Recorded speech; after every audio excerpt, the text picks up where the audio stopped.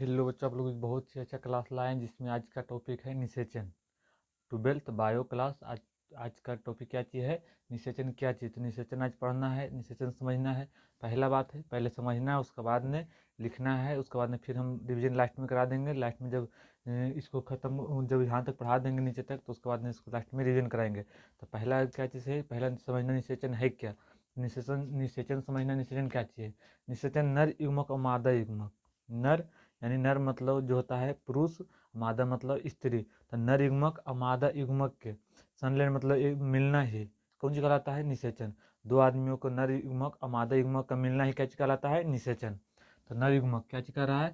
नर युग्मक तथा मादा युग्मक के संलयन। संलयन मतलब मिलना।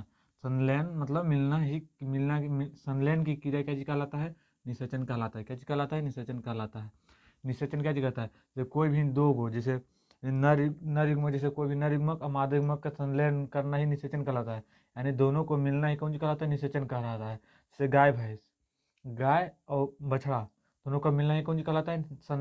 निषेचन कहलाता है। क्या चीज कहलाता है? निषेचन। तो निषेचन कहते हैं नर युग्मक तथा मादा युग्मक। नर युग्मक तथा मादा युग्मक, मादा युग्मक के संलयन। संलयन मतलब होता है मिलना, एक दूसरे को मिलना, मतलब तो कौन सी कहलाता है? निषेचन। नर युग्मक मादा युग्मक के संलयन की क्रिया को ही कौन सी कहते हैं? निषेचन कहते हैं। निषेचन समझ में आ गया होगा कि नर युग्मक और मादा युग्मक, नर युग्मक और मादा युग्मक के संलयन की क्रिया, संलयन ही क्या चीज कहलाता है? निषेचन कहलाता है। तो निषेचन आप लोग समझ गए होंगे। अब आते हैं निषेचन के प्रकार।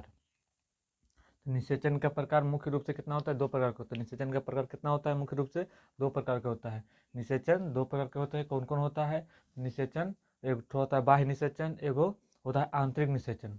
निषेचन दो प्रकार के होता है। पहला बाह्य निषेचन, दूसरा आंतरिक निषेचन। यहाँ तक समझ गए कि निषेचन दो प्रकार का होता है, बाह्य निषेचन और आंतरिक निषेचन। साथ साथ बोलना है, इसी से फायदा होगा कि याद होगा क्लास में। तो निषेचन कई प्रकार के होता है? तो निषेचन दो प्रकार के होता है। पहला बाह्य निषेचन और दूसरा आंतरिक निषेचन।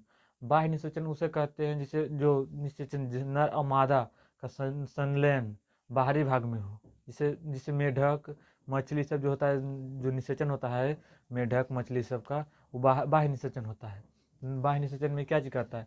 तो बाह्य निषेचन को एक्सटर्नल फर्टिलाइजेशन कहते हैं और आंतरिक निषेचन को इंटरनल फर्टिलाइजेशन कहते हैं।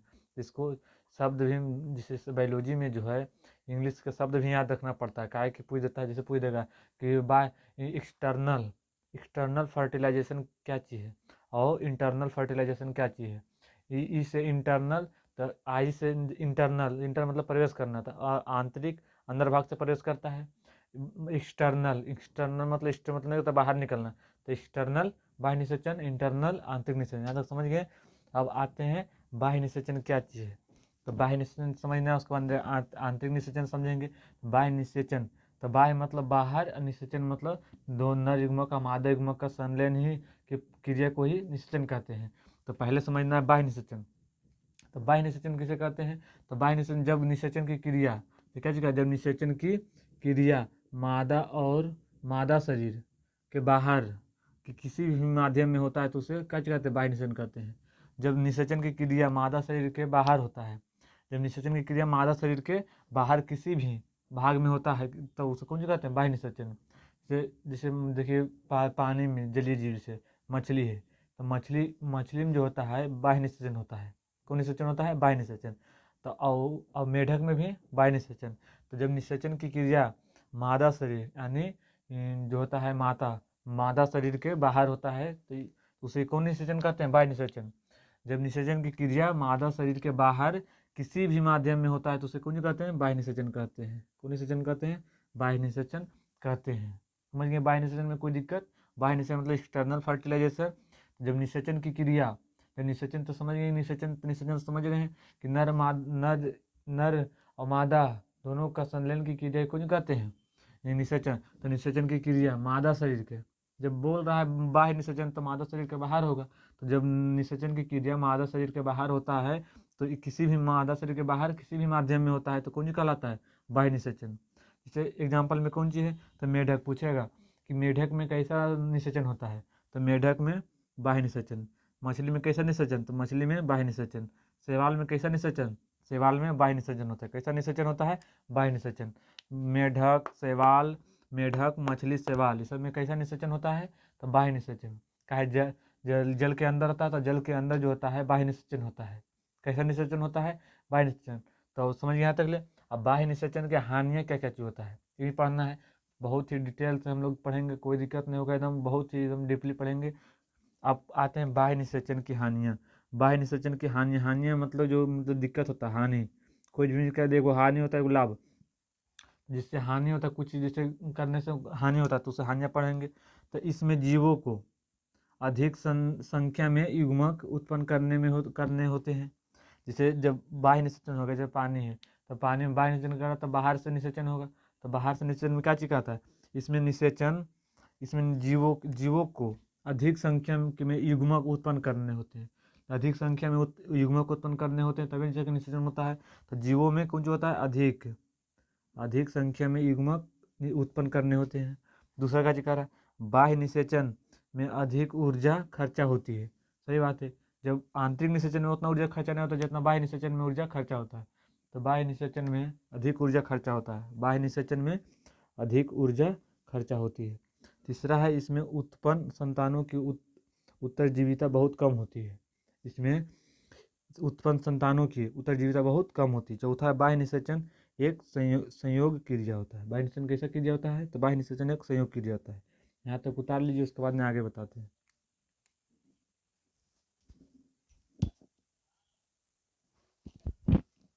अब आते हैं अनिषेक जनन क्या चीज है। जनन निषेचन समझ गए थे कि नर युग्मक और मादा युग्मक दोनों को संलयन मतलब दोनों का मिलना एक कहलाता है निषेचन। निषेचन समझ गए थे। अब आते हैं अनिषेक जनन क्या कहते हैं। तो अनिषेक जनन किसको कहते हैं? जिसमें ना तो जब मादा द्वारा बिना निषेचन के नहीं तो बिना निषेचन के जैसे होता है सत्य फल अनिषेक फल। तो अनिषेक फल में क्या चीज बोले थे? अनिषेक फल वो आगे पढ़ाएंगे। तो अनिषेक फल में क्या चीज होता है कि बिना निषेचन के जो फल का निर्माण होता है निषेक फल कहते हैं। तो उसी जो बिना निषेचन के जीव का निर्माण होता है उसे अनिषेक जनन कहते हैं। तो जब मादा द्वारा बिना निषेचन बिना नर युग्मक और मादा युग्मक के बिना मिले बिना निषेचन के नर युग्मक के बिना नए जीव को उत्पन्न करना निषेक जनन कहलाता है। कौन कहलाता है? अनिषेक जनन कहलाता है। बिना निषेचन के जो जीव उत्पन्न होता है उसे कौन कहते हैं? अनिषेक जनन। अनिषेक जनन। अब अनिषेक फल में अनिषेक फल होता है अनिषेक जनन। तो अनिषेक फल में क्या चीज बताए थे? तो अनिषेक फल में बताए थे कि बिना निषेचन के जो फल का निर्माण होता है उसे अनिषेक फल। और अनिषेक जनन में तो जो बिना निषेचन के जीव का उत्पन्न होना ही अनिषेक जनन कहलाता है। अनिषेक जनन हमको लगता है आप लोगों को समझ में आ गया होगा। समझ गए यहाँ तक? अनिषेक जनन का उदाहरण क्या क्या चीज है? अनिषेक जनन से उत्पन्न जीव कौन कौन सा है? देखिए, मधुमक्खी जो होता है अनिषेक जनन है। बिना निषेचन के जन्म होता है। देखिए, पूछेगा मधुमक्खी कैसा जनन होता है? मधुमक्खी में कैसा जनन होता है? तो अनिषेक जनन। मधुमक्खी में कैसा जनन? अनिषेक जनन होता है। कैसा जनन होता है मधुमक्खी में? अनिषेक जनन। मधुमक्खी में कैसा जनन? अनिषेक जनन। फर्जी में कैसा जन्म होता है? तो अनिषेक जनन। टर्की फर्मी में कैसा जन्म होता है? तो अनिषेक जनन। और अमेरिकी छिपकली में कैसा होता है? तो अनिषेक जनन। रोटी फर्श में कैसा होता है? तो अनिषेक जनन। कैसा होता है? अनिषेक जनन। अमेरिकी छिपकली में कैसा होता है? तो अनिषेक जनन। अमेरिकी छिपकली, रोटी फर्श, फिर टर्की, परजी, मधुमक्खी सब में कैसा जनन होता है? तो अनिषेक जनन होता है। कौन जनन होता है? अनिषेक जनन। सबसे हाईलाइटेड क्वेश्चन नहीं पूछता है कि पूछेगा मधुमक्खी में कैसा जनन होता है। तो अधिकांश बच्चा अगर डीपली नहीं पढ़ के आता है तो बिल्कुल मतलब गलत ही मार के आता है। ठीक, तो समझ गए कि जो होता है मधुमक्खी में अनिषेक जनन होता है। अमेरिकी छिपकली में कौन सा जनन? तो अनिषेक जनन। अनिषेक जनन मतलब होता है क्या चीज कि जिसमें बिना निषेचन के जीव का उत्पन्न होना ही अनिषेक जनन कहलाता है। और अनिषेक फल भी यह बताए थे कि इसमें बिना निषेचन के जो फल का निर्माण होता है अनिषेक फल कहते हैं। तो अनिषेक फल का उदाहरण क्या चीज था? अनिषेक फल का उदाहरण था केला, अंगूर, सब क्या चीज था? अनिषेक फल का उदाहरण। और अनिषेक जीव का उदाहरण क्या चीज है? तो छिपकली, अमेरिकी छिपकली, फिर हो गया मधुमक्खी कैसा है? तो अनिषेक जनन है। अनिषेक जनन में जो बिना निषेचन के निर्माण उत्पन्न होता है जीव उसे अनिषेक जनन कहलाता है।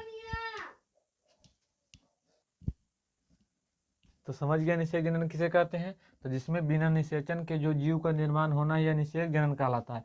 तो निषेक जनन का एग्जाम्पल समझ गए, मधुमक्खियाँ निषेक जनन का एग्जाम्पल, अमेरिकी छिपकली सब निषेक जनन का एग्जाम्पल समझ गए। अब आते हैं निषेचन पश्च घटना, निषेचन पश्च घटनाएं। निषेचन पश्च मतलब उसमें पश्च मतलब पहले, निषेचन पूर्व मतलब पहले, पश्च मतलब बाद, तो निषेचन पश्च घटनाएं। तो निषेचन के बाद अर्थात, तो पश्च मतलब बाद में, निषेचन के बाद जो घटना घटता है उस निषेचन के पूर्व घटना बताए थे, तो निषेचन के पश्च घटना है। तो निषेचन के बाद अर्थात नर एवं मादा युग्मकों के युग्मनज के पश्चात होने वाली घटनाएं कौन सी निषेचन पश्च घटनाएं कहलाती है।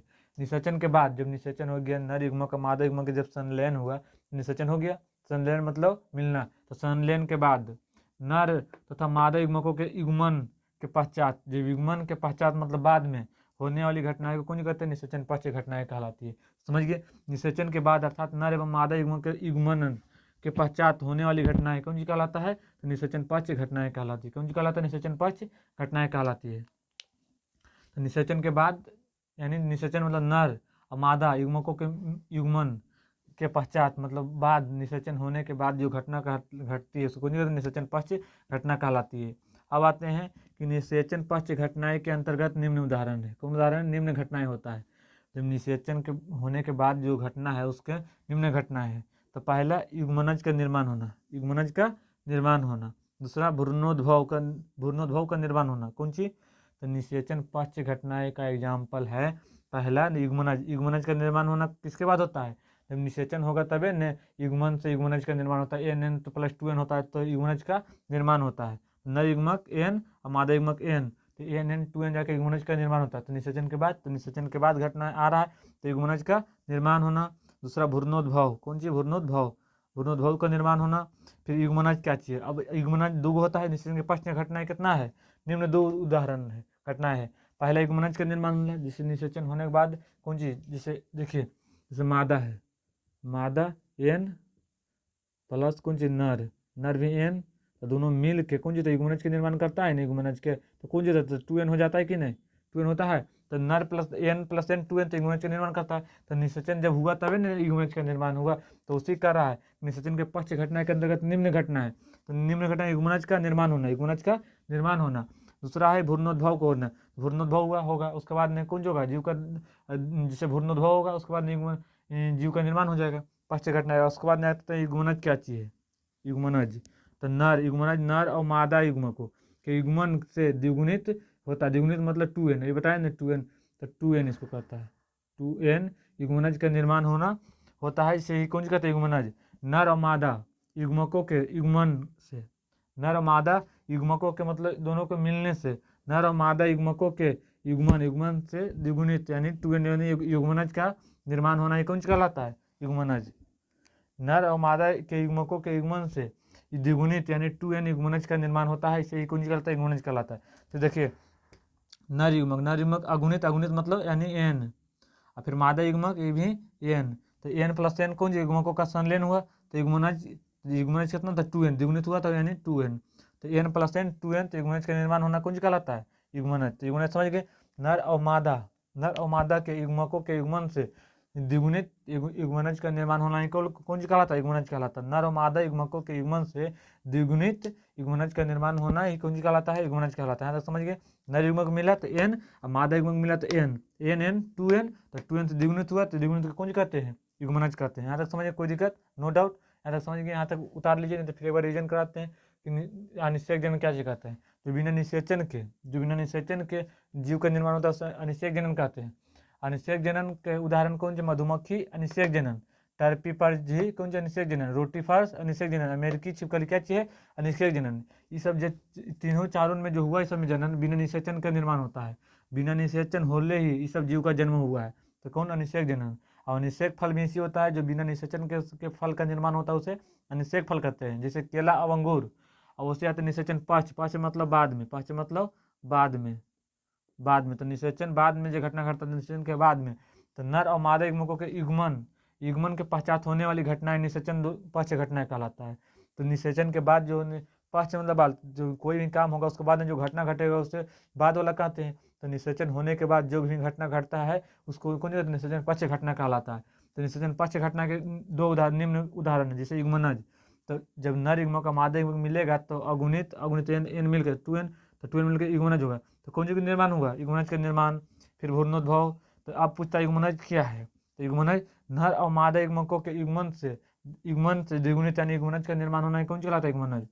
तो नर और मादा के युग्मक से युग्मनन, तो n प्लस मिलकर 2n का निर्माण होना है, कौन सी कहलाता है? युग्मनज कहलाता है। तो समझ गए, नर युग्मक अगुणित और मादा युग्मक अगुणित n युग्मकों का संलयन हुआ तो युग्मनज यानी 2n का निर्माण हुआ, युग्मनज हो गया। तो समझ गए। अब यहाँ तक उतार लीजिए, उसके बाद में आगे फिर लिखते हैं।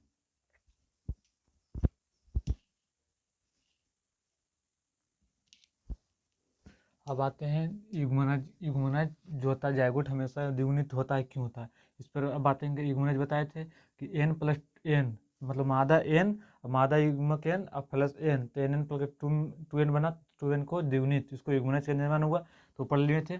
अब आते हैं युग्मनज। तो युग्मनज को ही जायगोट कहते हैं। युग्मनज को ही कौन सी कहते हैं? जायगोट। जायगोट बोले या युग्मनज बोले बात बराबर है। तो युग्मनज को ही जायगोट कहा जाता है, जायगोट कहा जाता है। जायगोट या युग्मनज हमेशा कौन होता है? द्विगुणित होता है। कौन होता है? द्विगुणित होता है। डाई मतलब जैसे केमिस्ट्री में पढ़ना होता है, डाई ट्राई, तो इसे पढ़ेंगे तो उसको देखिए द्विगुणित होता है, तो डाई पोलाइड 2n, तो 2n होता है, द्विगुणित होता है। तो युग्मनज बोले या जायगोट बोले तो दोनों बात बराबर है। तो जायगोट या युग्मनज दोनों क्या होता है? द्विगुणित होता है। तो युग्मनज जायगोट हमेशा द्विगुणित होता है। अब आते हैं देखिए जायगोट। तो जायगोट के युग्मनज कहते हैं, तो समझ गए ये युग्मनज और जायगोट बराबर दोनों एक ही होता है। तो युग्मनज या जायगोट दोनों कौन होता है? द्विगुणित होता है, यानी 2n होता है। यहाँ तक समझिए, कोई नो डाउट। अब आते हैं जायगोट। जायगोट एक पीढ़ी से दूसरे पीढ़ी अर्थात जनक से संतति के मध्य एक महत्वपूर्ण कड़ी के रूप में भूमिका निभाता है। अतः यह प्रजाति को नियंत्रणता को बनाए रखता है। कहे कि मतलब इसको क्या कर रहा है? जायगोट यानी युग्मनज जो है एक पीढ़ी से, क्या चीज? एक पीढ़ी से एक पीढ़ी से दूसरे पीढ़ी, एक पीढ़ी से दूसरे पीढ़ी, जैसे कोई भी दादा से माता पिता से हमारे पर जो एक पीढ़ी से दूसरे पीढ़ी जो चलते आ रहा है, तो जायगोट यानी युग्मनज एक पीढ़ी से दूसरे पीढ़ी अर्थात जनक से संतति के मध्य के एक महत्वपूर्ण कड़ी के रूप में होता है। जैसे होता है जैसे दादा दादी से माता पिता, तो माता पिता हुआ, फिर माता पिता से हम लोग, तो इसके बीच जो एक कड़ी होता है, जैसे रिलेशन जो होता है, जो कड़ी होता है, तो जैसे कैसे होता है सजीव और निर्जीव के बीच की कड़ी को क्या चीज कहते हैं? उसको होता है। तो उसी होता है कि देखिए की कह रहा है जायगोट, तो एक पीढ़ी से दूसरे पीढ़ी अर्थात जनक से संतति के मध्य, जनक यानी माता पिता से संतति बाल बच्चा के मध्य की एक महत्वपूर्ण कड़ी के रूप में भूमिका निभाता है। अतः यह प्रजाति को निरंतरता के बनाए रखता है। इसी को ही कौन कहते हैं? युग्मनज। तो इसको कहने का मतलब है कि जायगोट एक पीढ़ी से दूसरे पीढ़ी में यानी युग्मनज जो होता है एक पीढ़ी से दूसरे पीढ़ी में अर्थात यानी जनक से संतति के मध्य, माता पिता से बाल बच्चा के मध्य एक बीच के कड़ी होता है, बीच के महत्वपूर्ण कड़ी के रूप में भूमिका निभाता है।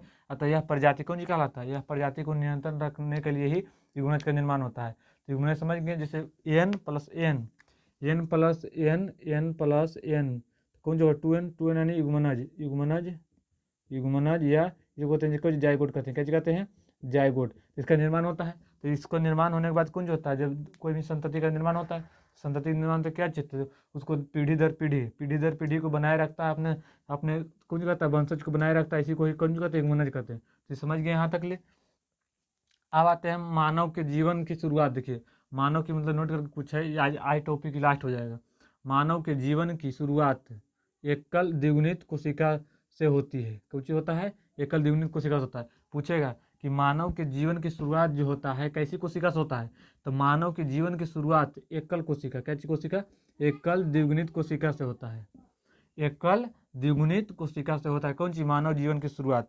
मानव जीवन के क्वेश्चन ऑब्जेक्टिव में पूछेगा कि मानव जीवन की शुरुआत कैसी कोशिका से होता है? तो मानव जीवन की शुरुआत एकल द्विगुणित कोशिका से होता है। किसका शुरुआत? मानव जीवन की शुरुआत एकल द्विगुणित कोशिका से होता है, जिसे युग्मनज या जायगोट कहते हैं। समझ गए? जायगोट का युग्मनज कहते हैं, युग्मनज जायगोट दोनों बात बराबर है। जायगोट या युग्मनज बोलिएगा बात बराबर है। तो मानव के जीवन की शुरुआत एकल द्विगुणित कोशिका से होता है, जिसे युग्मनज या जायगोट कहते हैं। समझ गए? तो जायगोट और युग्मनज में दोनों बात बराबर है, इसी कहते हैं। तो मानव जीवन की शुरुआत एकल द्विगुणित कोशिका से निर्माण होता है, जिसे युग्मनज या जायगोट कहते हैं। अब आते हैं भ्रूणोद्भव क्या चाहिए? भ्रूणोद्भव। तो देखिए भ्रूणोद्भव क्या कहता है? युग्मनज में समसूत्री विभाजन होते एवं युग्मनज में समसूत्री विभाजन एवं कोशिका विभेदीकरण द्वारा भ्रूण के विकास की प्रक्रिया को भ्रूणोद्भव कहा जाता है। भ्रूणोद्भव कहा जाता है। की कह रहा है युग्मनज यानी 2n, युग्मनज को कौन कहते हैं 2n, इसी को जायगोट कहते हैं। तो युग्मनज में समसूत्री विभाजन, तो समसूत्री विभाजन पढ़ाए थे। समसूत्री विभाजन किस कहता है, जिसमें समान प्रकार के जिसमें विभाजन होता है, समसूत्री विभाजन समान, जैसे समसूत्री विभाजन बताए थे जिसमें सम मतलब समान और सूत्री मतलब बंटवारा, मतलब समसूत्री विभाजन। समसूत्री विभाजन तो युग्मनज में समान समसूत्री विभाजन एवं कोशिका विभेदीकरण द्वारा भ्रूण के विकास की प्रक्रिया को भ्रूणोद्भव कहते हैं।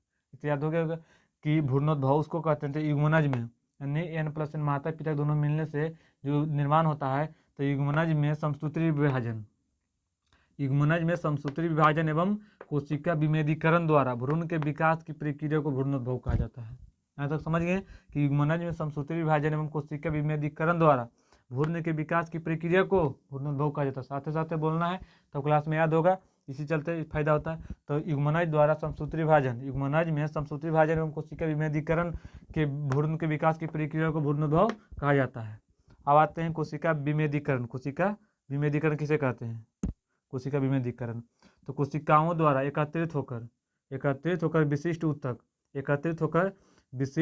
ऊतक अंगों एवं अंग का तंत्रों का निर्माण करना कौन कहलाता है, कोशिका विभेदीकरण। तो कोशिकाओं द्वारा एकत्रित होकर, कोशिकाओं के एकत्रित मतलब एकजुट होना, तो कोशिकाओं का एकत्रित होकर विशिष्ट ऊतक एवं अंग जो होता है पार्ट, इंग्लिश में इसको पार्ट, अंग एवं अंग तंत्रों का निर्माण करने का कहलाता है कोशिका विभेदीकरण। तो कोशिकाओं द्वारा एकत्रित होकर विशिष्ट ऊतक अंग एवं अंग तंत्रों का निर्माण करना कोशिका विभेदीकरण कहलाता है। कौन कहलाता है, कोशिका विभेदीकरण कहलाता है। तो कोशिकाओं द्वारा एकत्रित होकर विशिष्ट ऊतक अंग एवं अंग तंत्रों का निर्माण करना कोशिका विभेदीकरण कहलाता है। यहाँ तक समझ गए, कोई दिक्कत, यहाँ तक उतार लीजिए। इन एक बार रिवीजन कराते हैं कि कौन कहता है युग्मनज क्या चीज़ है। तो युग्मनज को ही जायगोट कहते हैं। तो युग्मनज में हमेशा द्विगुणित यानी 2n होता है। जायगोट एक पीढ़ी से दूसरे पीढ़ी अर्थात जनक से संतति के मध्य के बीच कड़ी होता है, जिसे मुख्य रूप से कौन जो होता है इसके वंशज को बनाए रखने में मतलब सहायता करता है, निरंतर बनाए रखता है। मानव के जीवन की शुरुआत एकल द्विगुणित कोशिका से होता है, जिसे युग्मनज या जायगोट कहते हैं। डिवीजन करा रहे हैं, भ्रूणोद्भव किसे कहते हैं। तो युग्मनज में समसूत्री विभाजन में कोशिका विभेदीकरण द्वारा, युग्मनज यानी 2n में समसूत्री विभाजन हुआ, उसके बाद मतलब समसूत्री में समान प्रकार के विभाजन हुआ, कोशिका विभेदीकरण द्वारा भ्रूण के विकास की प्रक्रिया को भ्रूणोद्भव कहा जाता है। और कोशिका विभेदीकरण कैसे कहते हैं, तो कोशिकाओं द्वारा एकत्रित होकर, सब कोशिकाओं को एकत्रित होकर क्या चीज किया, विशिष्ट ऊतक मतलब फिर ऊतक से अंग से अंग तंत्र का निर्माण करना कौन का, कोशिका विभेदीकरण। समझ गया, तक उतार लीजिए। उसके बाद में आगे पढ़ाते हैं। अब आते हैं प्राणियों को प्रजनन के आधार पर कितने वर्गों में बांटा गया है। प्राणी मतलब समझिए, प्राणी मतलब जिसमें जो प्राणी होता है, हम लोग में जैसे प्राणी आता है, तो प्राणी को कौन कहते हैं, प्राणियों को प्रजनन मतलब समझाए थे, प्रजनन जनन किशोरावस्था सब पढ़ाए थे। तो प्रजनन के आधार पर कितने भागों में बांटा गया है, 2 भागों में बांटा गया है। किसको, तो प्राणियों को प्रजनन के आधार पर 2 भागों में बांटा गया है। तो अब पढ़ना है कौन कौन है। तो प्रजनन के आधार पर प्राणियों को प्रजनन के आधार पर कितने वर्गों में बांटा गया है, तो 2 वर्गों में बांटा गया है। कौन कौन वर्गों में बांटा गया है, तो प्राणियों को प्रजनन के आधार पर 2 वर्गों में बांटा गया है। पहला अंडज या अंडपरजक, दूसरा है सजीव परजक। पहला है अंडज या अंडपरजक, दूसरा है सजीव परजक। तो प्राणियों को कितने वर्गों में, 2 भागों में बांटा गया है। पहला है अंडज या अंडपरजक, दूसरा है सजीव परजक। पहला अंडज या अंडपरजक, तो अंडज या अंडपरजक उसको कहते हैं जो जीव अंडे देते हैं, ना कि बच्चे देते हैं, तो उसको कौन कहते हैं, अंडपरजक। और से अंडज, तो जो जीव जो स्तनधारी जो प्राणी कौन कहते हैं, जो प्राणी अंडा देता है उसे अंडपरजक, और जो प्राणी सजीव यानी बच्चा देता है उसे सजीव परजक। तो पढ़ते हैं अंडपरजक किसे कहते हैं। तो ऐसे प्राणी जो अंडे देते हैं उन्हें अंडपरजक कहा जाता है। कौन कहा जाता है, अंडपरजक। जो प्राणी कौन देंगे अंडा, तो उसे अंडपरजक। जैसे सरीसृप कौन देता है, अंडा। पक्षी कौन देता है, अंडा देता है। अंडा से फिर बच्चा उसको खोद के फिर बच्चा निकलता है, तो पहले अंडा देता है, अंडा से बच्चा होता है, अंडपरजक। और सरीसृप कौन देता है, अंडा, तो कौन होता है, अंडपरजक। जैसे सांप कौन चीज है, अंडा देता है। समझ गए, सरीसृप मतलब लौट के उठ के चलता है, सरीसृप उसमें आता है। और अंडपरजक ऐसे प्राणी जो अंडे देते हैं उसे अंडपरजक कहा जाता है। जैसे उदाहरण सरीसृप, पक्षी। और सजीव परजक में आता है। सजीव परजक किसे कहते हैं? तो ऐसे प्राणी जो बच्चे उत्पन्न करते हैं। कौन कहते हैं? बच्चे उत्पन्न करते हैं। ऐसे प्राणी जो बच्चे उत्पन्न करते हैं सजीव परजक कहलाता है। कौन कहलाता है? सजीव परजक कहा जाता है। सजीव परजक समझिए, ऐसे प्राणी जो बच्चे उत्पन्न करते हैं सजीव परजक। ऐसे प्राणी जो अंडे उत्पन्न करते हैं अंड परजक या अंडज कहा जाता है। तो अंडज कौन उत्पन्न करता है? पक्षी और सरीसृप। और सजीव परजक में से प्राणी जो बच्चे उत्पन्न करते हैं सजीव परजक, जिसे कहा जाता है कौन? स्तनधारी। स्तनधारी मतलब मनुष्य, हम लोग आते हैं स्तनधारी। स्तनधारी यानी मनुष्य। मनुष्य जो कहता है मानव, सब समझ गए? मनुष्य मानव एक ही बात बराबर है। जीव, स्तनधारी जीव कौन चीज को उत्पन्न करता है? जीव। जैसे गाय भैंस कौन चीज सब देता है? गाय भैंस ये सब क्या चीज है? सजीव परजक। बकरी, भेड़, गधा, घोड़ा, सब समझ गए? यहाँ तक कौन चीज सब है? सजीव परजक। जो मतलब बच्चे उत्पन्न करते हैं उसे सजीव परजक कहते हैं, और जो अंडे उत्पन्न करते हैं उसे अंड परजक कहते हैं। समझ गए यहाँ तक? कोई दिक्कत? No doubt. आज चैप्टर होता है अब लास्ट, जीवों में जन्म था, ये चैप्टर आज लास्ट होता है। पार्ट 11 यानी आज चैप्टर लास्ट हो गया है। अब कल से पढ़ेंगे पुष्पी पादप, दूसरा चैप्टर दूसरा पढ़ेंगे उसमें। अब आज ये चैप्टर लास्ट हो जाता है। यहाँ तक आज आप लोगों को समझने में कोई दिक्कत होगा तो कमेंट कीजिएगा। एक बार रिवीजन कराते हैं कि प्राणियों को प्रजनन के आधार पर दो भागों में बांटा गया है। और पहला है अंड परजक, दूसरा है सजीव परजक। अ से अंड परजक, अ से अंडा। तो जो प्राणी अंडा देगा उसे अंड परजक, जिसे अंडा जो प्राणी अंडा देगा उसे अंड परजक। जैसे कौन सी? सरीसृप, पक्षी कौन सी? अंड परजक। और सजीव परजक जो प्राणी बच्चे उत्पन्न करेंगे सजीव परजक। जैसे मनुष्य स्तनधारी को कहता है। फिर जीव, गाय भैंस घोड़ा बकरी सब कौन सी है? सजीव परजक। समझ में आते? कोई दिक्कत नहीं। अब तो चैप्टर लास्ट हो गया है। इस चैप्टर को इतना तक लास्ट अब हो गया है। अब कल से पढ़ेंगे पार्ट चैप्टर 2। समझ गए? यहाँ तक आप लोग अच्छा से उतार लीजिएगा, उसके बाद में याद कर लीजिएगा। कोई दिक्कत नहीं तो हम क्लास में याद करा देंगे, खाली वो रिविजन कर लीजिएगा, पूरा याद हो जाएगा। कोई दिक्कत नहीं होना चाहिए। यहाँ तक उतार लीजिए, उसके बाद में फिर कल से दूसरा पढ़ाएंगे, उसको भी आप लोग को देखना है। फिर धीरे कोई दिक्कत नहीं होगा, पूरा डीपली जाएंगे। धन्यवाद।